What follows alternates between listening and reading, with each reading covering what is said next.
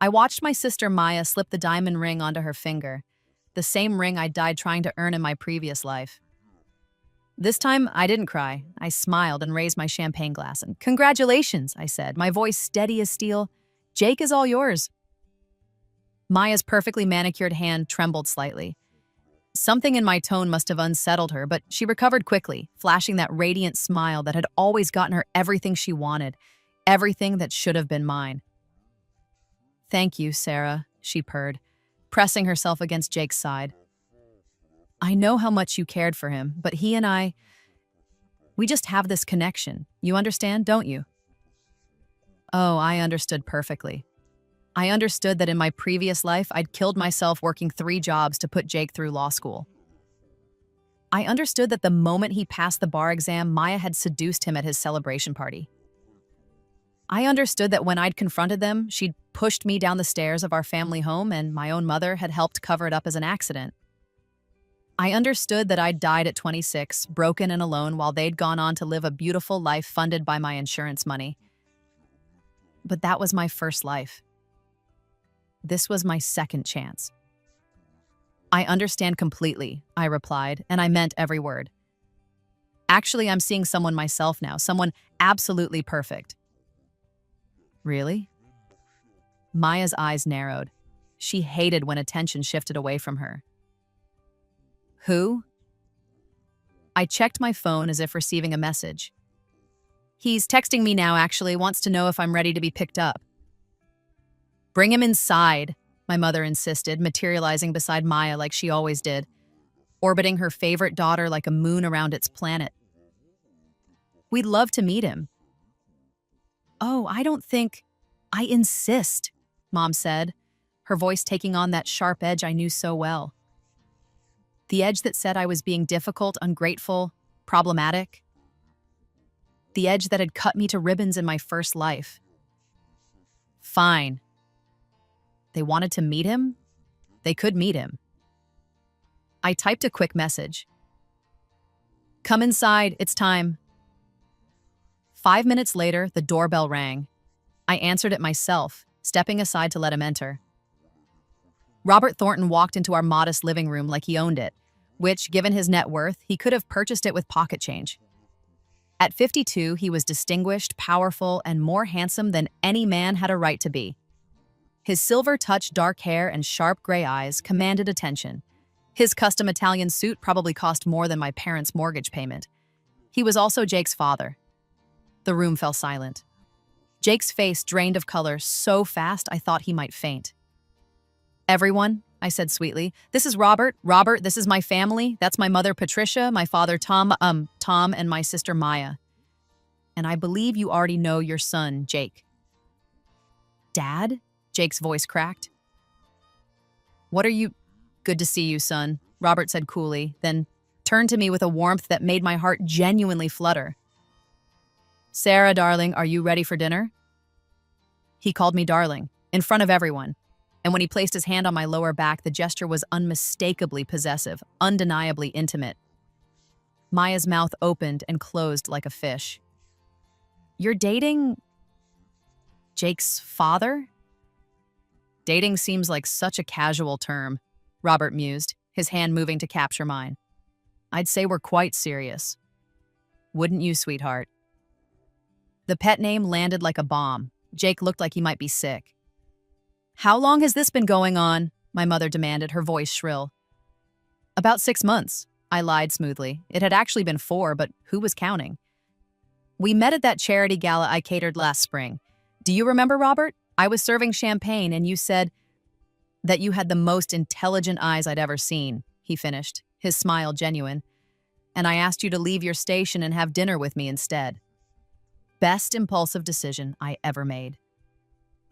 This part was actually true. In my previous life, I'd been so focused on Jake, on supporting him, on being the perfect girlfriend, that I'd never noticed his father's interest.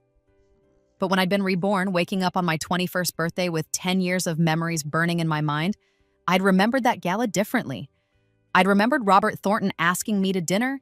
I'd remembered saying no because I had to get home to cook for Jake. This time, I'd said yes. 6 months? Jake finally found his voice. Dad, you're 30 years older than her. 26 years, Robert corrected calmly. And your concern is noted, though I recall you're currently dating her sister, who is 3 years younger than Sarah. If we're discussing appropriateness, shall we examine that relationship as well? That's different, Jake sputtered. How so? The question hung in the air, unanswered. Because there was no good answer. The only difference was that Robert had money, power, and status, while Jake was still climbing the ladder I'd funded in my previous life. We should go, I said, squeezing Robert's hand. We have reservations at Oriole. Oriole? My father spoke for the first time, his eyes wide. The most expensive restaurant in the city, the one with a 6-month waiting list. That's very nice. Robert knows the owner, I said casually, because he did. Robert knew everyone who mattered. As we turned to leave, Maya grabbed my arm. Her grip was tight, desperate. Sarah, wait, can we talk privately? I looked at her hand on my arm, then met her eyes. In my previous life, I'd seen calculation there. Triumph, cruel pleasure. Now I saw panic. We're running late, I said, gently removing her hand. But congratulations again on your engagement. I hope you and Jake will be very happy together. The emphasis on Jake was subtle but deliberate. Not Jake and his trust fund. Not Jake and his family connections. Just Jake. Jake with his crushing student loans that I wasn't paying anymore. Jake with his entry-level position at a firm that would take years to make him partner. Just Jake. As Robert guided me to his car, a Bentley naturally, I could feel their stares burning into my back. Let them stare. Let them wonder. Let them panic. This was only the beginning. 6 months earlier, I'd woken up on my 21st birthday screaming. The memories had crashed over me like a tsunami. 5 years of devotion, betrayal, and finally, the stares. Maya's hands on my chest, the backward fall, the crack of my skull against the marble floor. My mother's face above me, not concerned, but calculating. She fell, Mom had said into the phone. She must have slipped. These stairs are so dangerous, except I hadn't slipped. I'd been murdered. I'd sat in bed, 21 again, my whole body shaking. It was the morning of what should have been Jake's law school graduation party, the party where Maya would seduce him in my first life. The party where everything had started to unravel. But I had a chance now. I could stop it. I could confront Maya, expose her plans, save my relationship with Jake. Then I'd stopped. Really stopped and thought, did I want to save it? In my first life, I'd met Jake when I was 19 and he was 22, a charming pre-law student who'd swept me off my feet. I dropped out of culinary school to support him financially. I'd worked as a waitress, a caterer, a bartender, whatever paid the bills while he studied. I'd proofread his papers at 2 a.m. I'd made his meals, cleaned his apartment, supported his dreams. And he'd let me. He'd let me sacrifice everything, promising that once he graduated, once he passed the bar, once he got established, it would be my turn. We'd get married. I could go back to culinary school. We'd start our real life together. But when that moment came, when he finally had his degree and his future secured, he'd looked at me, worn down from years of grinding work, no longer the bright-eyed girl he'd met, and he'd chosen my younger, fresher, shinier sister instead. Maya hadn't worked for him. Maya hadn't sacrificed for him. Maya had simply wanted him when he was finally successful, and that had been enough, more than enough. So, no, I wasn't going to fight for Jake. I wasn't going to compete with Maya for scraps. I was going to destroy them both. But first, I needed leverage. I needed power. I needed resources that I'd never had in my first life. That's when I remembered the gala, Robert Thornton, the dinner invitation I'd refused. I'd spent the next 3 weeks planning. I'd researched Robert thoroughly, his business empire, his divorce 5 years ago, his estrangement from Jake after the son had taken his mother's side. I'd learned his favorite restaurants, his charitable causes, his schedule. And when the gala came, I'd been ready. You have the most intelligent eyes I've ever seen, he'd said, just like before. This time, when he asked me to dinner, I'd smiled and said, I'd love to. That first dinner had been a test for both of us. He'd been intrigued by a young woman who could discuss business strategy and didn't giggle at his jokes like they were profound. I'd been surprised to find that behind his intimidating reputation, Robert was genuinely kind, wickedly funny, and deeply lonely. "My son thinks I'm a tyrant," he told me over our third bottle of wine. "His mother poisoned him against me during the divorce. Said I cared more about work than family."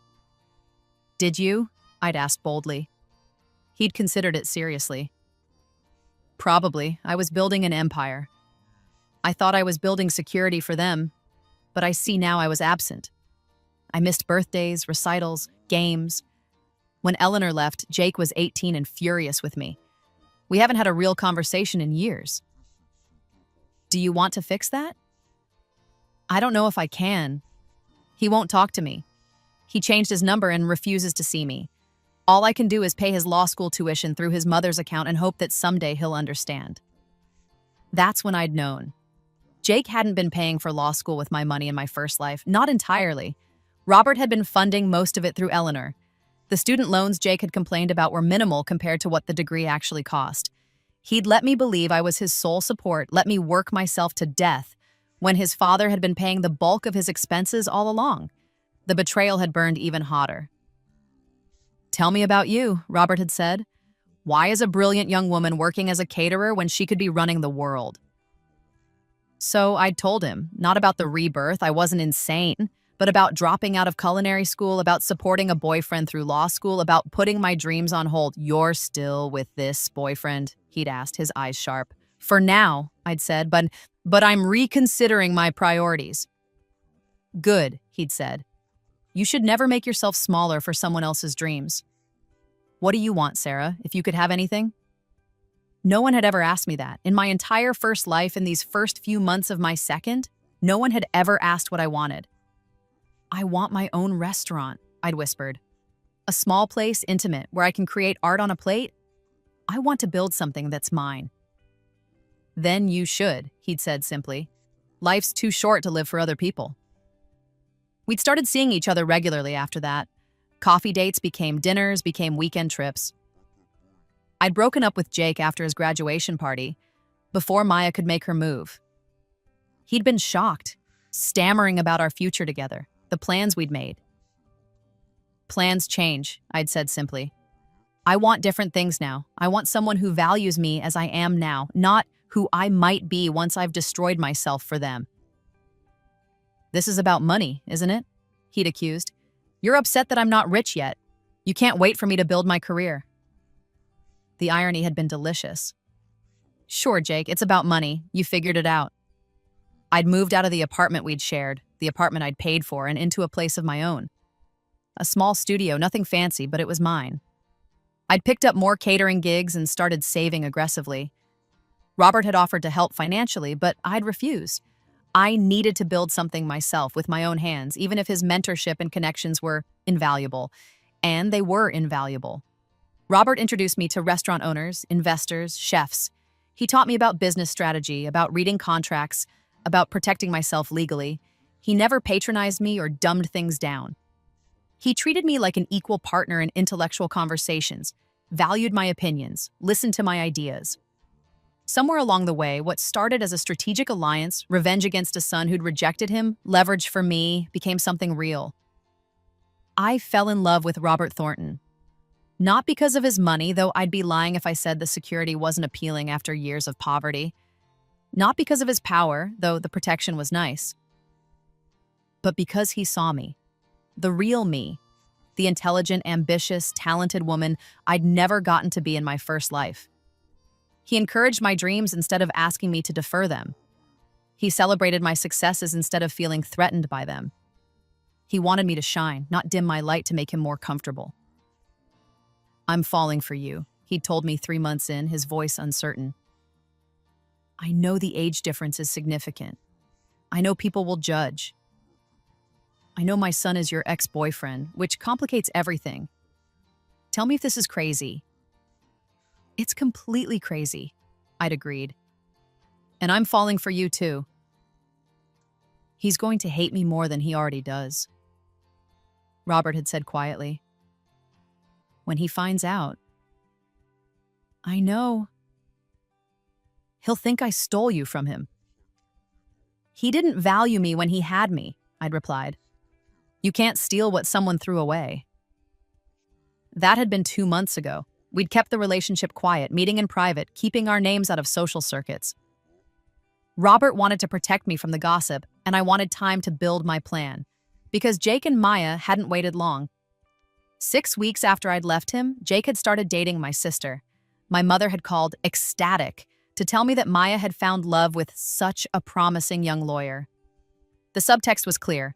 Maya had succeeded where I'd failed. Maya had landed Jake properly with a ring and a future, while I'd just been a placeholder. They'd gotten engaged last week, and today was their engagement party, the perfect time for my entrance. Dinner at Oriole was exquisite. Robert ordered a bottle of wine that cost more than I used to make in a month, and we talked about everything except the scene at my parents' house.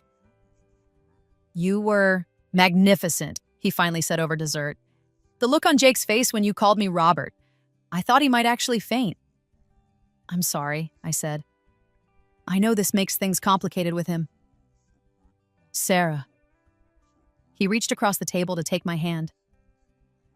Jake stopped being my son in any meaningful way years ago. He made his choice when his mother left. I tried for years to rebuild our relationship, but he wanted nothing to do with me. If he's upset now, it's not because he cares about me. It's because he's realizing what he lost. Me? I asked. You, he confirmed. I've done my research on my son's relationships. I know you supported him through law school. I know you sacrificed your dreams for his. And I know that the moment you stopped being useful, he traded you in for a newer model. I blinked in surprise. You knew all of that when we met? Not at first, he admitted. But after our third date, I had my assistant look into your background. I wanted to understand who you were. And when I learned what you'd given up, what you'd endured, it made me respect you even more. You could have been bitter. Instead, you walked away with your dignity and started building your own future.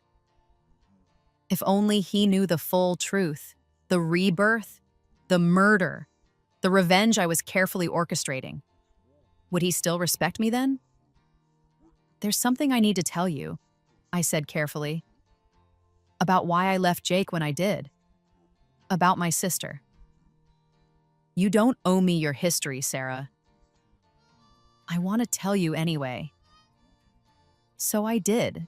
Not the part about dying and being reborn, that secret would stay locked away, but I told him about Jake's graduation party, about how I'd overheard Maya talking to her friend about seducing Jake, about how she'd said she'd been waiting for him to finish school so he'd finally be worth the effort, about how she'd called me a fool for doing all the hard work while she'd reap the rewards. So I left before she could make her move, I finished. I wasn't going to compete. I wasn't going to fight over someone who could be seduced away so easily. Better to find out sooner than later, right? Robert's jaw was tight with anger. Your own sister. Family can be the cruelest, I said softly. They know exactly where to strike. And your mother approved of this? From what I saw today, she seems to favor Maya. She always has, I admitted. Maya was the pretty one, the charming one, the daughter she could show off. I was useful. I could work, earn money, take care of things, but I was never the favorite. Their loss, Robert said fiercely. You're extraordinary, Sarah. You're brilliant and talented and strong. If your family can't see that, they're fools. I smiled, warmth spreading through my chest. Thank you. I mean it, he insisted. And I want you to know, whatever happens with Jake, with your family, I'm on your side. You're not alone anymore. Tears pricked my eyes.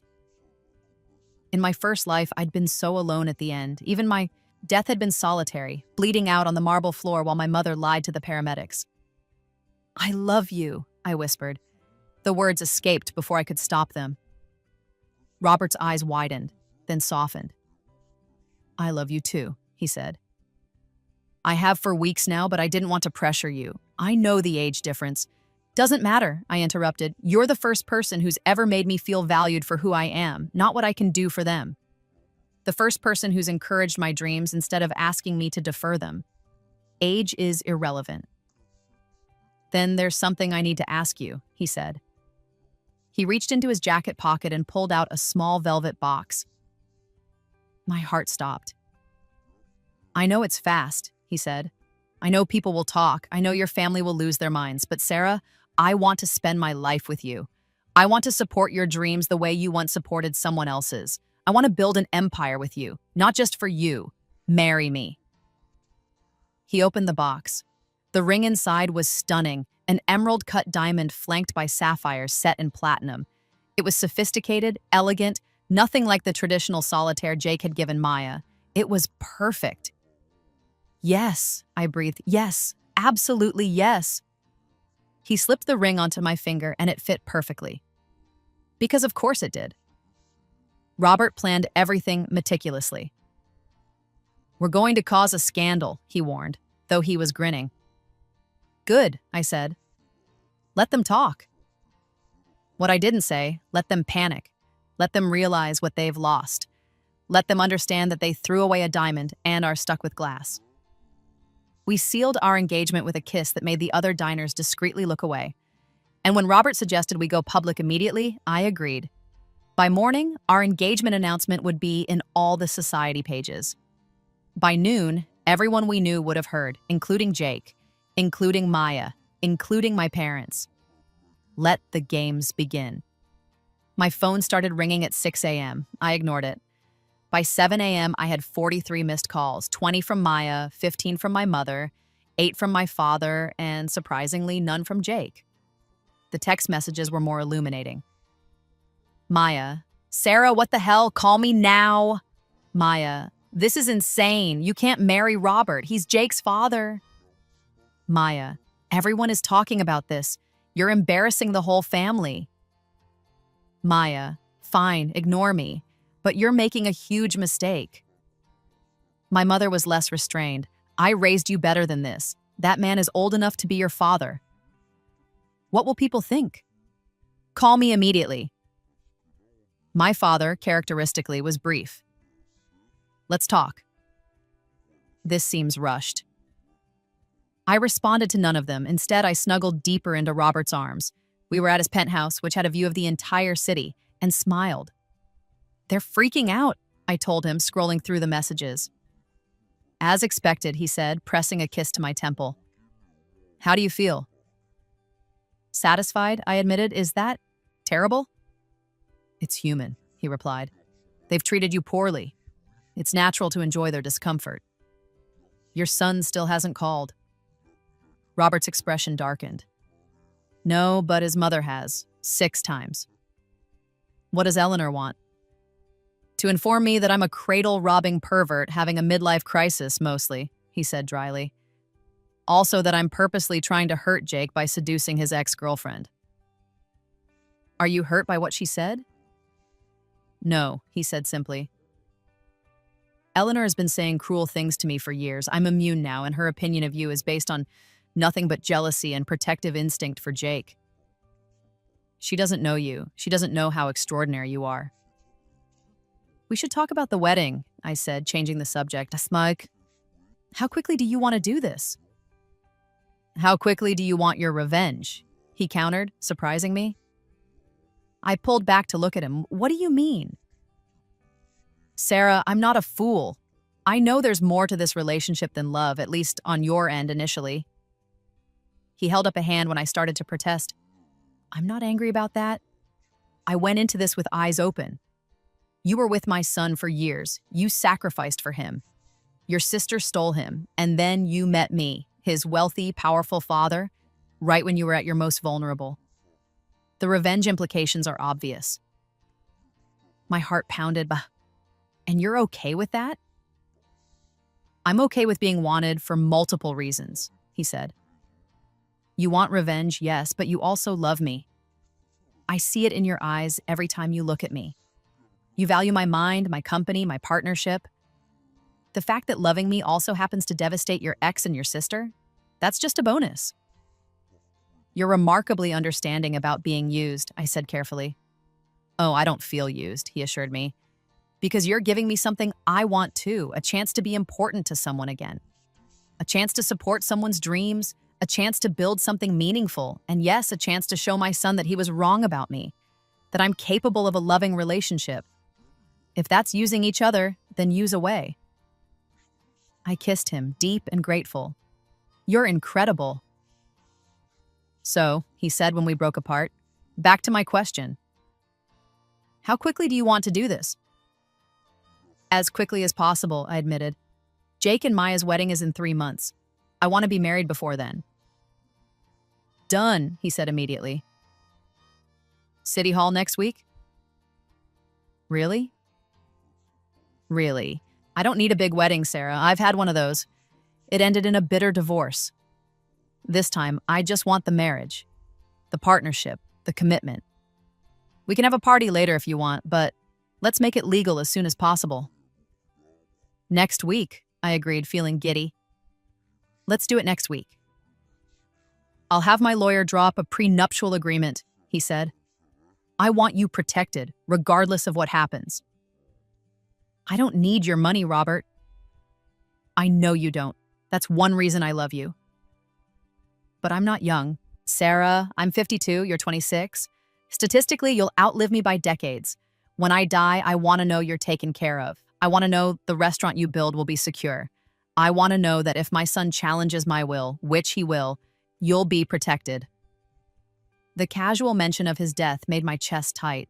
Don't talk like that. I'm being practical, he said gently. I have a heart condition. Nothing immediately dangerous, but it's there. My father died at 63 from a heart attack. These are facts, not fears, and I need to know that when I'm gone, you'll be okay.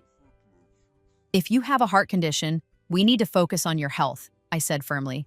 Diet, exercise, stress management. I'm not losing you. He smiled. See? This is why I love you. You want to keep me around. Of course I do, you idiot. Then we'll work on my health together, he promised. But the prenup still happens. It protects both of us, and it makes the marriage cleaner legally. Fine, I agreed. Prenup next week, marriage the week after. Perfect. My phone rang again. Maya for the 44th time. You should probably talk to them eventually, Robert observed. Eventually, I agreed, but not today. Today, I just want to enjoy being engaged to you. I can work with that. We spent the day in blissful isolation, ordering room service and ignoring the world. But I knew it couldn't last forever.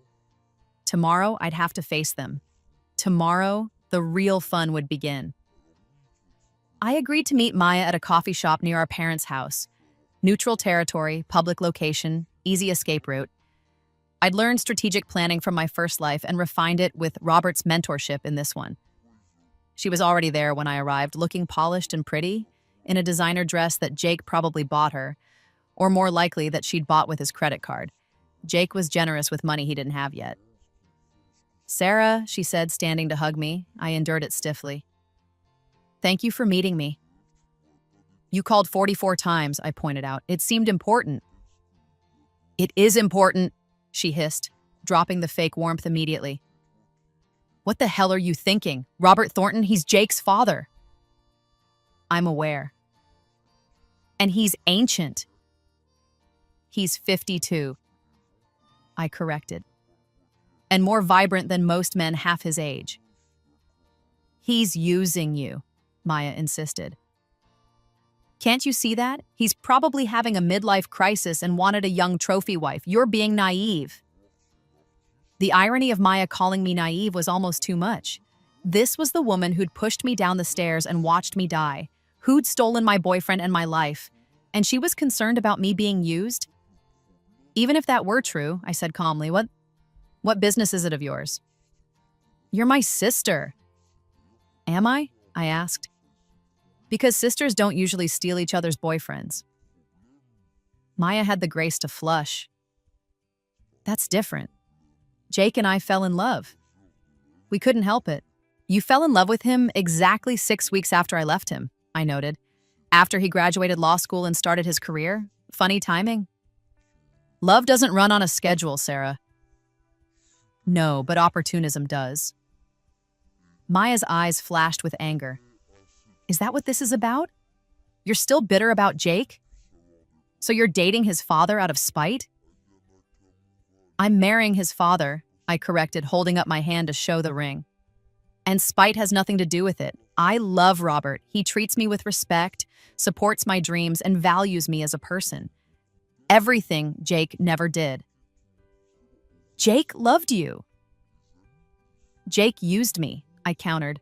I worked 3 jobs to put him through law school. I sacrificed my education, my career, my dreams. And the moment he didn't need me anymore, he traded me in. For you. That's not how it happened, isn't it? I leaned forward. Tell me, Maya, when exactly did you decide you wanted Jake? Was it before or after he passed the bar exam? She looked away, confirming my suspicion. That's what I thought, I said. You waited until he was successful, until the hard work was done, and then you swooped in for the rewards. You're a vulture, Maya. You always have been. How dare you? I dare because it's true, I said. You've spent your whole life taking what I built. Remember when I worked all summer to buy that car? Dad gave it to you the next day because you needed it more. Remember when I got accepted to culinary school? Mom convinced me to defer so I could help with the family restaurant. Then you convinced them to close it 6 months later. Remember when I saved up for that apartment? You told the landlord I was an unreliable tenant and took the lease yourself. Maya's face was white. I don't know what you're talking about. Yes, you do, I said softly. You've always been jealous of me, Maya. I don't know why. You were the pretty one, the favorite, but it was never enough. You had to take everything that was mine. So you took Jake, too. He wanted me, she said desperately. Huh? He chose me. Because I did all the hard work of building him up, I agreed. You're welcome, by the way. I hope you enjoy the man I created. You're being vindictive and petty. No, I said, standing up. I'm being smart. I learned my lesson about investing in people who don't value me. So I found someone who does. Someone who had already built his empire and doesn't need me to sacrifice for him. Someone who wants to build me up instead of the other way around. It won't last, Maya said desperately. He'll get bored of you. Men like Robert Thornton don't stay with girls like you. Girls like me? I repeated dangerously. You know what I mean, she backpedaled. You're not sophisticated enough for his world. You're a caterer, Sarah. He runs a billion-dollar empire. You'll embarrass him at business dinners. You'll say the wrong thing to important people. He'll realize his mistake and leave you, and then where will you be? In my first life, words like those would have cut me to the bone, would have made me doubt myself, shrink myself, believe I wasn't good enough. This time, I just smiled.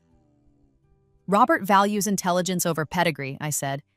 He values creativity over conformity. He values authenticity over performance. All things you wouldn't understand, Maya, because you've spent your whole life performing. Playing the role of the perfect daughter, the perfect sister, the perfect girlfriend. But it's all an act, isn't it? There's nothing real underneath. I picked up my purse and prepared to leave. Enjoy your wedding planning. I'm sure it will be lovely. Robert and I are getting married next week at City Hall, by the way. Small ceremony, just us. We'll have a reception later, and don't worry, you and Jake will be invited. I wouldn't want you to miss the celebration.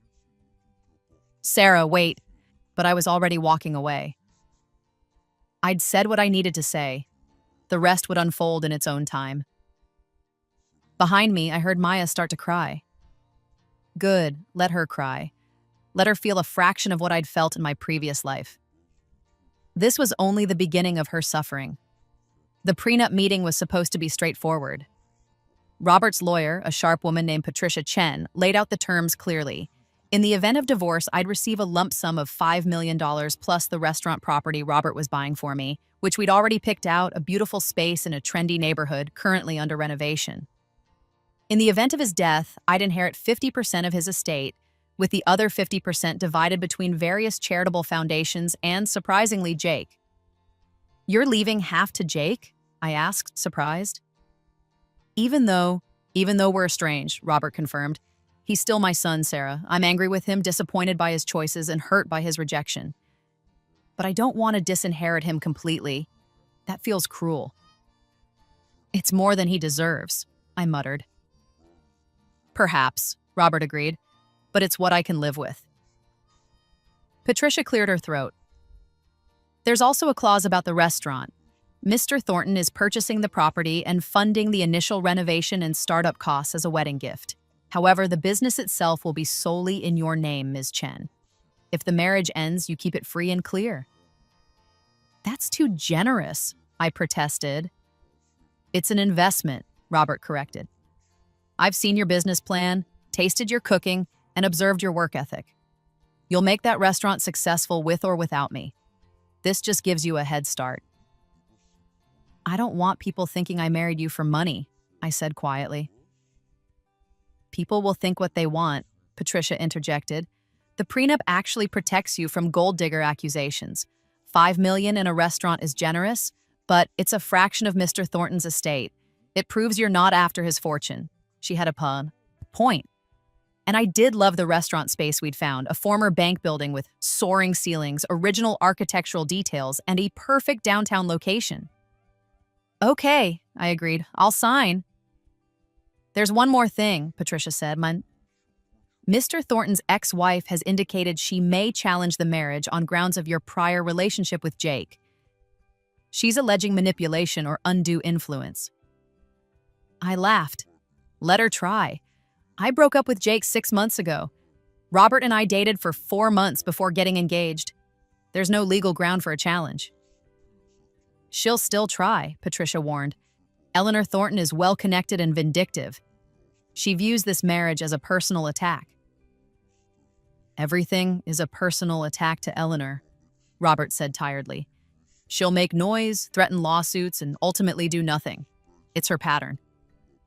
"Still," Patricia continued, "I'd recommend keeping detailed records of your relationship. Save text messages, emails, receipts from dates. If she does sue, we'll need to prove the relationship is genuine." "It is genuine," I said firmly. "I know," Patricia said kindly, "but courts like documentation." We signed the prenup, had it notarized, and filed it with Robert's estate lawyer. Everything was official. In 1 week, I'd become Ms. Robert Thornton, and Jake would have to call me stepmother.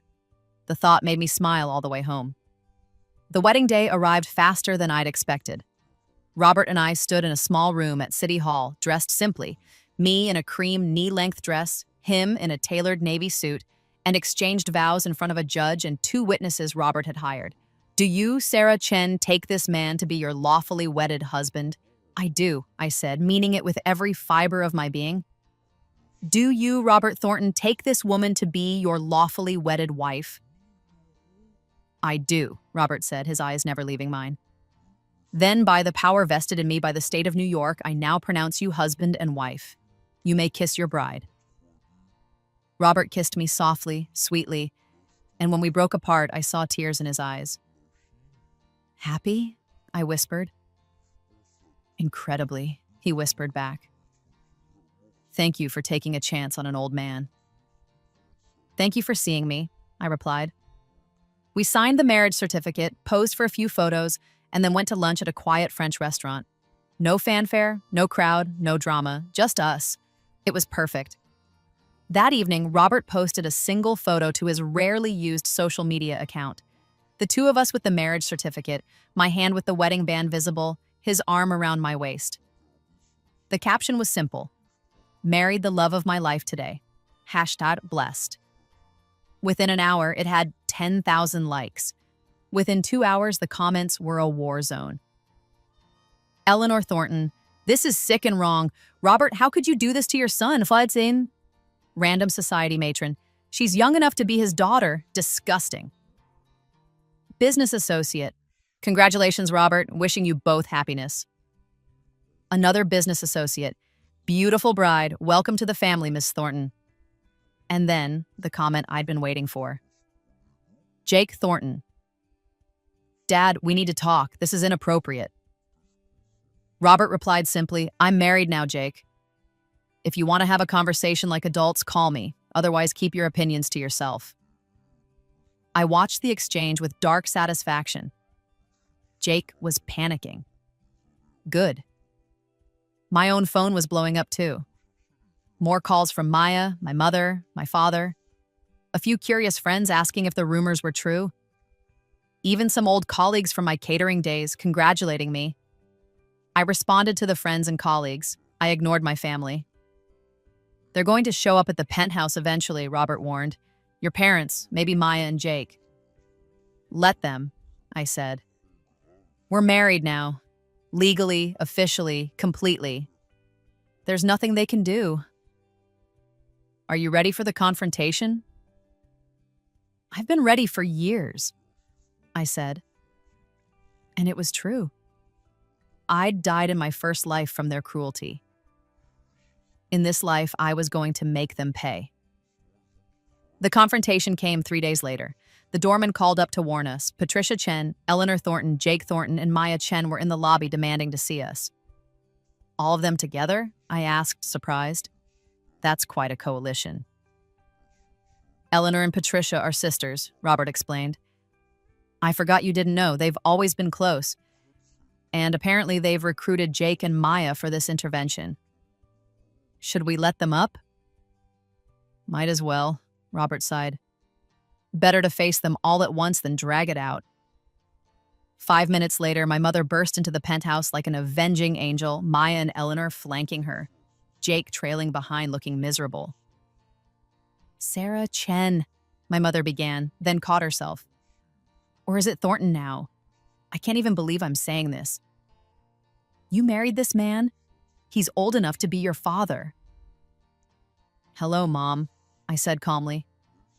Nice to see you too. Would you like some tea? I don't want tea. I want an explanation. What were you thinking? I was thinking I'd found someone who loves and respects me, I replied. Something that I never had before. You had Jake, Maya interjected, and you threw him away. No, months, I corrected. I removed myself from a situation where I was undervalued. There's a difference. This is insane, Eleanor said, speaking for the first time. She was an elegant woman in her 50s, and I could see where Jake got his looks. Robert, explain yourself. How could you seduce your son's ex-girlfriend? I didn't seduce anyone, Robert said coolly. Sarah and I met, connected, and fell in love, like adults do. You're taking advantage of her youth and inexperience, my mother accused.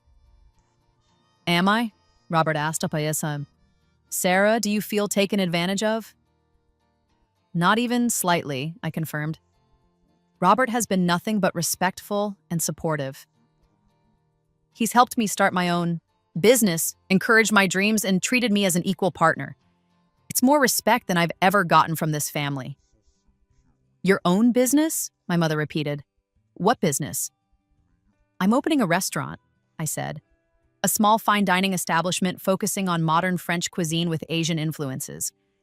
The space is currently being renovated. We're targeting a spring opening. My mother's mouth opened and closed. With whose money? Mine, Robert said. Tease, I'm investing in my wife's dream. That's what partners do. See? Eleanor said triumphantly to Jake. He's buying her. This isn't love, it's a transaction. If I wanted to buy companionship, there are easier ways, Robert said dryly. Sarah is brilliant, talented, and hardworking. She'd succeed with or without my investment.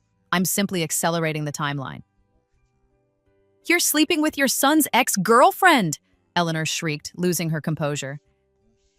That's not investment, it's perversion. Jake and Sarah broke up 6 months ago, Robert countered. She's not his anymore, assuming she ever was. And given that Jake is now engaged to Sarah's sister, I don't think he has much room to judge my relationship choices. That brought everyone up short. Even my mother looked uncomfortable. That's different, Eleanor tried. How? Robert demanded. How is Jake dating and marrying Sarah's sister different from me dating and marrying Sarah? Actually, I'd argue our situation is less weird because at least Sarah and I aren't siblings. Jake and Maya are in love, my mother insisted weakly. So are Sarah and I, Robert replied. Or does our age difference somehow make our feelings less valid? It's inappropriate, Eleanor sputtered. You're just mad because Dad's happy, a new voice said. We all turned. Jake had been silent until now, standing by the window looking miserable. But now he stepped forward, his face conflicted. Jake, sweetheart, Eleanor began. No, Mom, he interrupted. I need to say this. Dad's right. You're not mad because this is inappropriate. You're mad because he's moved on and you haven't. You've spent 5 years since the divorce trying to punish him, using me as a weapon. And I let you because I was angry too. But this? He gestured at Robert and me. This isn't about me. This isn't an attack on me. Dad found someone who makes him happy. Maybe we should be happy for him. I stared at Jake in shock. This was not the reaction I'd expected. This was not the script from my first life. Have you lost your mind? Maya hissed at him. Maybe I have, Jake said. Or maybe I'm finally seeing clearly. Sarah, I need to apologize to you. Jake, I started. No, let me finish, he insisted. You were right to leave me. I did use you. I let you work yourself to death supporting me, and I never appreciated it. I always thought you'd be there, that we had time, that I could pay you back later. But later never came because I didn't make it come. And when you left, my pride was hurt, so I ran to Maya, not because I loved her, but because it was easy, because she was there and willing, and I didn't have to work for it. Maya made a strangled sound. Jake, what are you saying? I'm saying I made a mistake, Jake said, looking at her for the first time. I'm saying I proposed to you for the wrong reasons. I'm saying this engagement is a mistake. You don't mean that, Maya whispered. I do, Jake said gently. I'm sorry, Maya. You deserve someone who's crazy about you, not someone who's settling. And I was settling. We both know it. Maya's face crumpled. She turned to my mother. Mom, do something. But my mother was staring at Jake with an expression I'd never seen. Respect. Jake, are you sure about this? I'm sure, he said. I need to figure out who I am without using other people as crutches.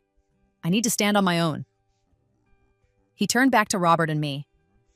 Dad, Sarah, I'm sorry for how I reacted. You're right. If I'm dating Sarah's sister, I have no grounds to object to you dating Sarah. And honestly, I'm glad you found each other. Dad, you look happier than I've seen you in years. And Sarah, you look free. Like a weight has been lifted. It has been, I said quietly. Then I'm happy for you both, Jake said. Really? Eleanor looked like she'd been slapped. Jake, you can't mean this. I do, Mom, he said. I'm sorry. I know you wanted me to stay angry at Dad forever, but I can't do it anymore. It's exhausting. And it's not fair to anyone, especially me. He pulled off his suit jacket and reached for his wallet. From it, he withdrew a check. Dad, this is everything you've put toward my law school that I didn't know about until recently. I want to pay you back. It might take me years, but I'll do it. I need to make my own way. Robert's eyes were wet. Son, you don't have to. I do, Jake insisted. I need to know I earned my success myself. Not with Sarah's sacrifice, not with your money, not with anyone's help but my own. Please, let me do this. Robert took the check, then slowly tore it in half. You already did earn it, Jake. You studied hard. You graduated top of your class. You passed the bar on your first try. The money was just money. The success was yours. Dad, but if you need to feel independent, I understand, Robert continued. Don't pay me back. Pay it forward. When you're established and successful, help some other struggling student. Mentor someone. Be the support you needed. That's how you honor my investment. Jake nodded, tears on his face. Okay, I can do that. Father and son embraced for the first time in years. Eleanor made a disgusted sound and stormed out, but no one followed her. Maya, meanwhile, had collapsed onto the couch, crying. My mother sat beside her, looking lost. Sarah, my mother said finally, I owe you an apology. You owe me several, I corrected, but I'm listening. I've always favored Maya, she admitted. I don't know why, maybe because she needed me more or seemed to. You were always so capable, so independent. I thought you didn't need the same kind of support. I thought you'd be fine no matter what. But I see now that I neglected you. I made you feel less important, and I'm sorry. It was the first time my mother had ever apologized to me, in my first life or this one. Thank you, I said carefully. I appreciate that. Can we start over? She asked. I want to be part of your life. I want to know this new you, the one who's opening a restaurant and married a good man and seems genuinely happy. Can we try? I looked at her, really looked at her. She seemed smaller somehow, diminished. The revelation that Jake had broken up with Maya had shattered the family dynamic she'd carefully constructed, where Maya was the winner and I was the loser. We can try, I said finally, but it's going to take time. And you need to understand that Robert is my family now. If you can't respect my marriage, then we can't have a relationship. I respect it, she said quickly. I was wrong to barge in here like this. You're an adult, you made your choice, and looking at you two together, I can see it's the right choice. He looks at you like you hung the moon. I feel like I did, Robert said quietly, his arm around my waist.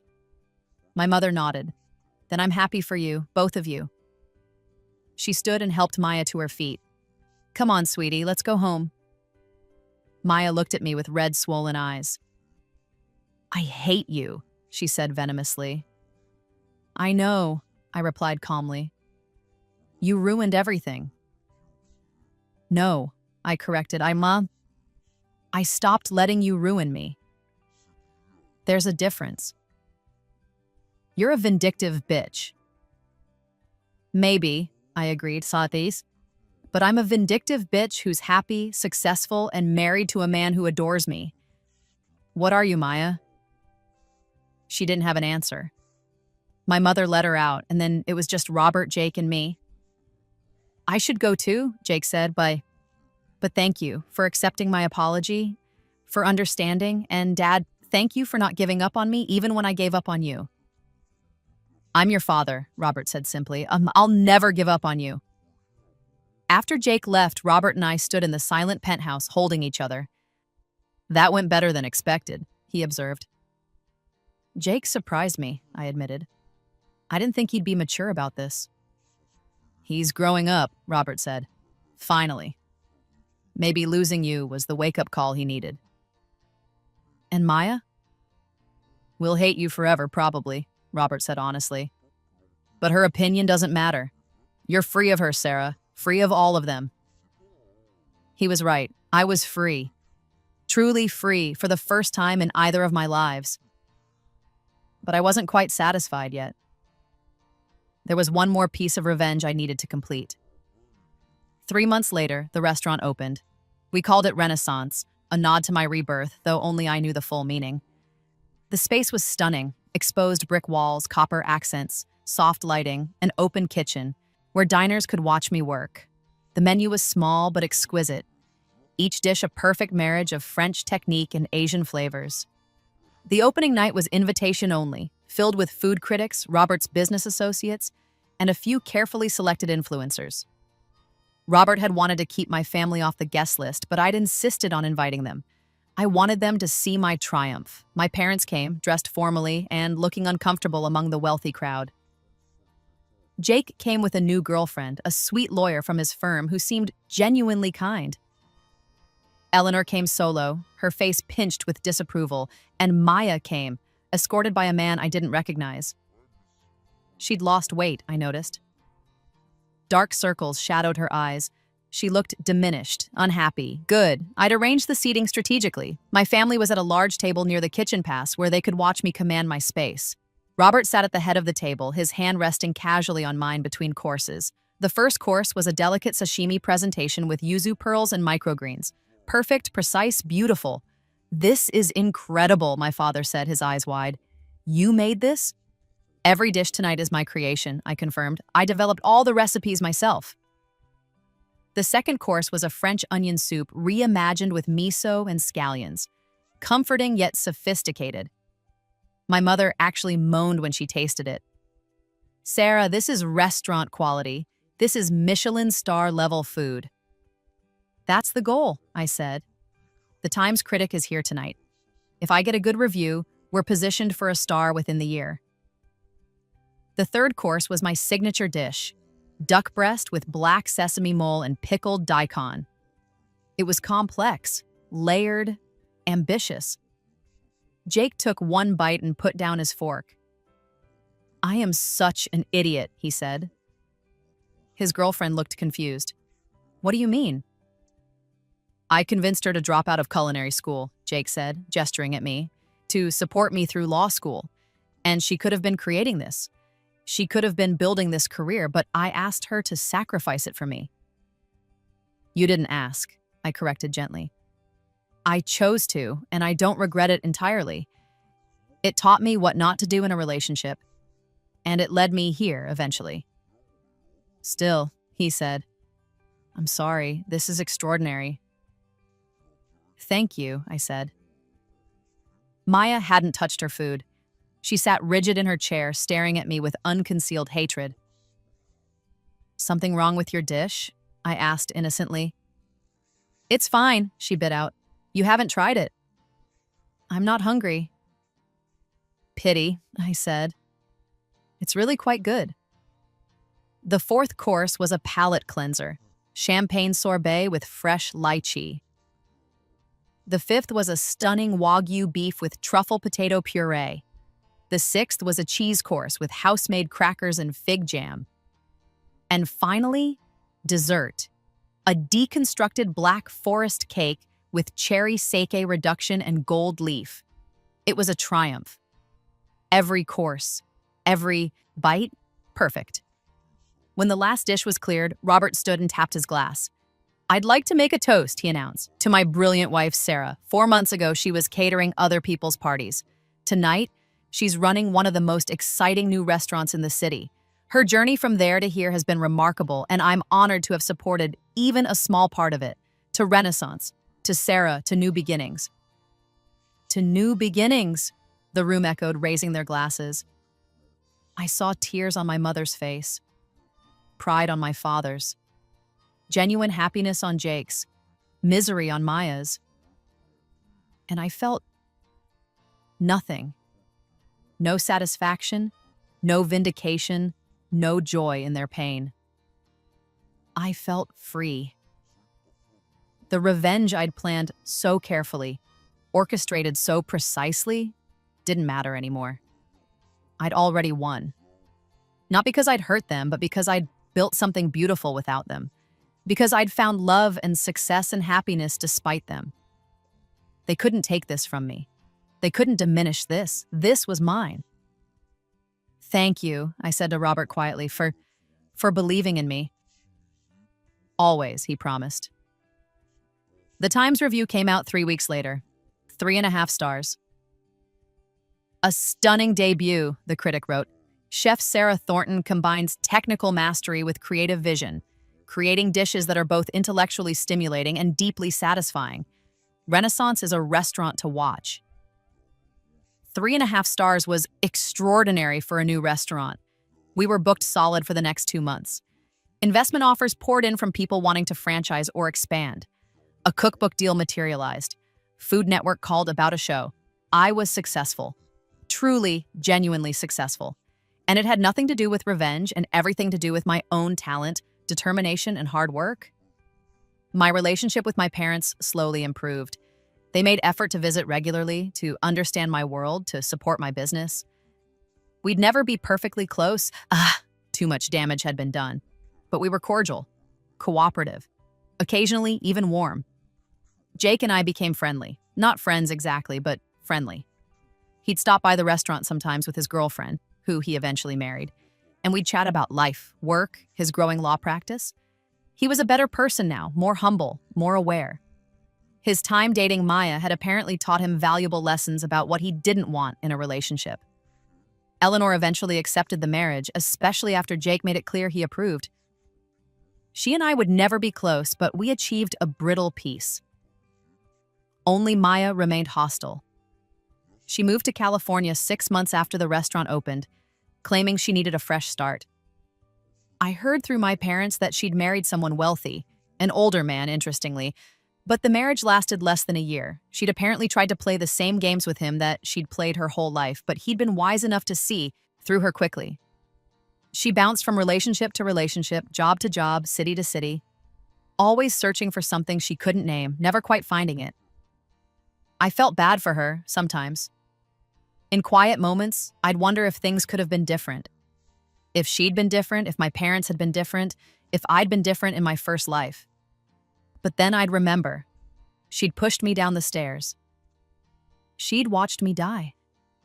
And even if that was in another timeline, another life, it had still happened. I still carried those memories. So, no, I didn't forgive Maya. But I didn't hate her anymore either. I just felt indifferent. She was irrelevant to my happiness now. 5 years after our wedding, Robert and I stood in the kitchen of Renaissance, now a 2 Michelin star establishment with a 6-month waiting list. It was late, well after closing. We were testing new dishes for the spring menu. "Try this," I said, offering him a spoonful of a new sauce I'd been developing. He tasted it thoughtfully. "Incredible. What is it?"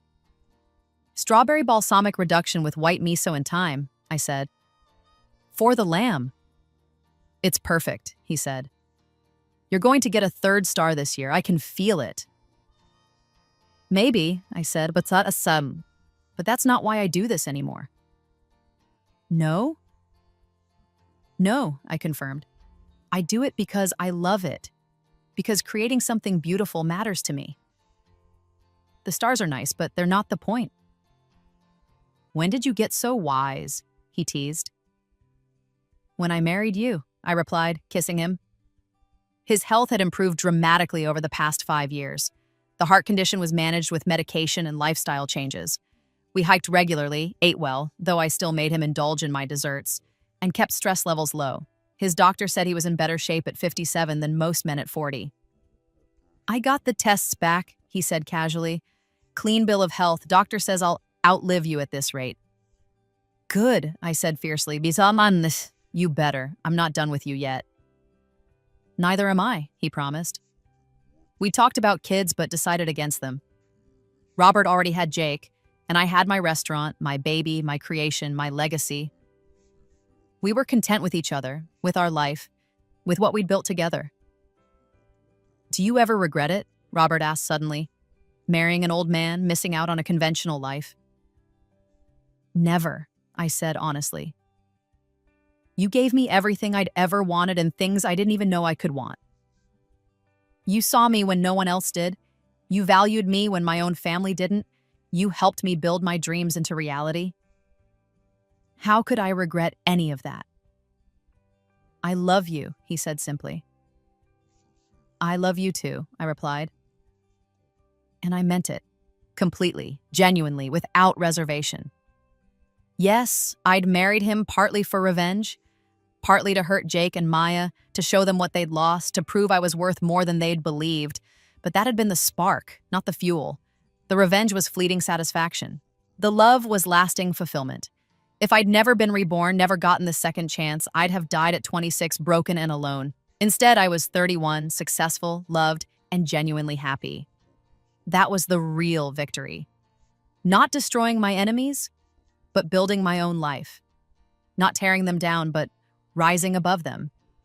10 years after our wedding, Robert and I celebrated our anniversary at Renaissance. The restaurant had 3 Michelin stars now, and I'd opened 2 more locations, one in Los Angeles, one in Paris. I'd written 2 cookbooks, hosted a successful cooking show, and been named one of the 50 most influential chefs in the world. I was 41, Robert was 67, and we were still disgustingly in love.